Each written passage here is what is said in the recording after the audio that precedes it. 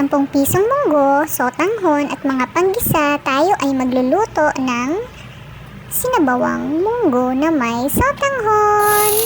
Igisa lamang ang bawang, ang sibuyas, pagkatapos halu-haluin.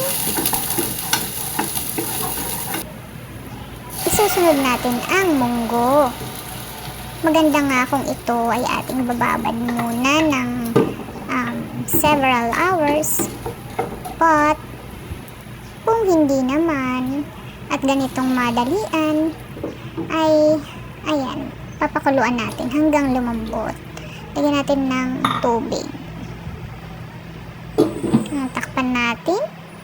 At dito na naman tayo dumako sa ating tilapia na aking hiniwa lang ang ulo nang sa ganon makakain ang 3 tao. O ayan, iprito na natin sa ating kawali na kaunti lang ang mantika. Ganyan lang ang pagprito. Tipid-tipid tayo dito. Kung meron kang 100 pesos, may ulam ka na ganito. O diba, lutong bahay. Kesa bibili sa labas, napakamahal po ngayon ng ulam. Ayan po. At ating lang ilalagay sa sa may mantikang side at tatakpan. Ay naman ang ating binabad na sotanghon na ginupit-gupit ko para hindi masyadong mahaba. Ayan, pinisapisa ko ang munggo dahil gusto ko na kumatas. At ang ating munggo ay malasa talaga pag ganyan ang ginawa ninyo. Ayan. Nilagyan ko na rin yan ng pampalasa. Ang aking magic na pampasarap. Diba?